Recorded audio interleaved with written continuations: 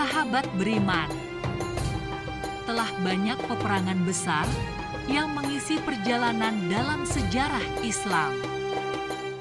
Tentunya, perjalanan panjang itu pun telah dilalui oleh Nabi Muhammad Shallallahu Alaihi Wasallam dan para sahabat dalam memperjuangkan ajaran Islam.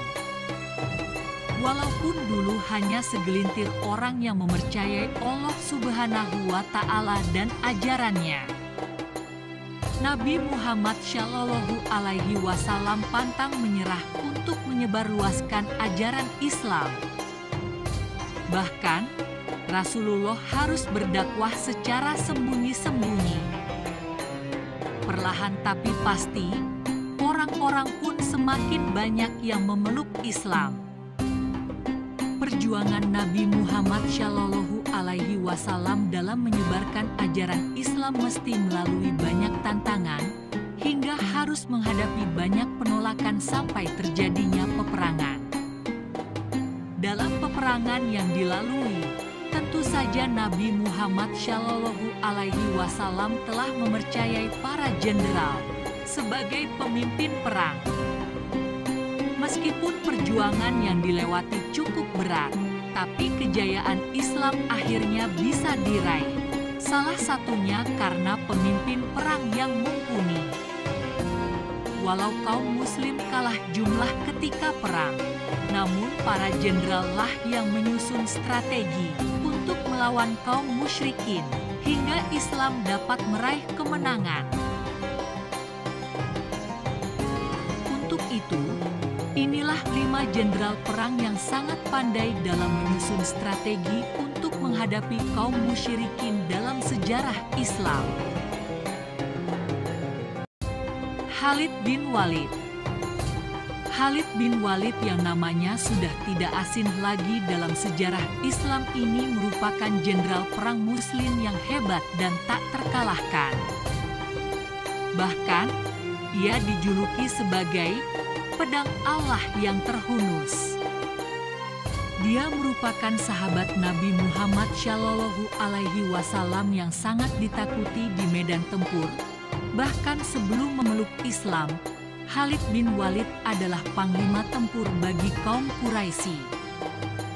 Telah banyak peperangan yang dipimpin, seperti penaklukan tanah Arab dan Mesopotamia. Bahkan, Khalid bin Walid berhasil meraih kemenangan dalam perang, salah satunya Perang Yarmuk. Jenderal Panglima Perang yang kedua adalah Abu Ubaidah bin Al-Jarrah. Abu Ubaidah termasuk dalam kelompok sahabat Nabi Muhammad Shallallahu Alaihi Wasallam yang masuk Islam. Dirinya memeluk Islam atas ajakan Abu Bakar As-Siddiq tepat sehari Abu Bakar masuk Islam. Ia pernah bergabung dalam Perang Badar, di mana saat itu ia harus menghadapi ayahnya sendiri, Abdullah ibn Al-Jarrah yang berada di pihak kaum Quraisy. Bahkan ia harus membunuh kemusyrikan yang bersemayam dalam pribadi ayahnya. Sosok Abu Ubaidah mendapat gelar sebagai orang kuat yang terpercaya oleh Nabi Muhammad Shallallahu Alaihi Wasallam. Sa'ad bin Abi Waqqas. Dalam sejarah Islam, terutama sebagai panglima perang, ia memiliki keahlian dalam memanah.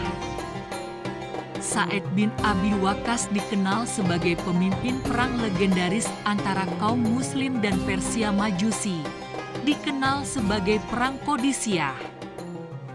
Dalam perang tersebut, kaum muslimin mesti berperang melawan 100.000 pasukan, sedangkan saat itu kaum muslimin hanya berjumlah 3.000 orang. Namun, Sa'ad bin Abi Waqqas berhasil memetik kemenangan dalam perang tersebut atas izin Allah Subhanahu wa Ta'ala.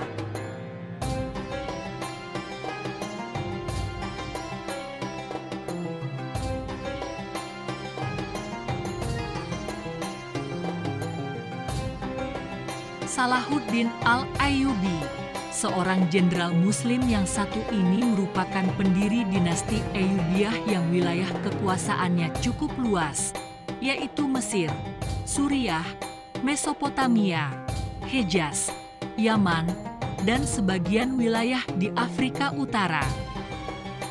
Dialah Salahuddin Al-Ayyubi. Nama Salahuddin Al-Ayyubi sangat terkenal sebagai seorang pemimpin perang kaum Muslim dalam melawan tentara perang salib dan berhasil meraih kemenangan dalam perang tersebut. Sikapnya sebagai pemimpin perang sangatlah memiliki jiwa kesatria yang membuatnya banyak dihormati dan segani.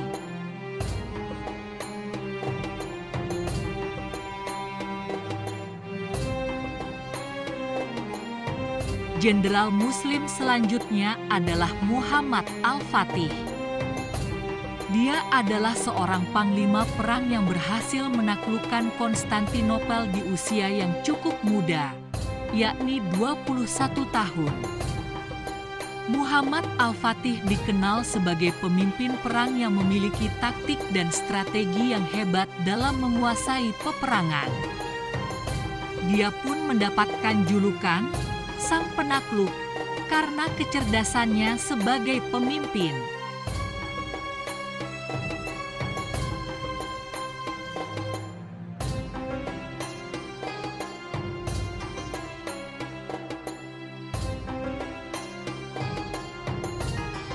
Itulah sedikit kisah singkat kelima jenderal panglima perang Muslim yang hebat dan sangat mumpuni dalam menyusun strategi dalam menghadapi lawan, sehingga kaum Muslim dapat meraih kemenangan dalam perang-perang yang dipimpin oleh mereka.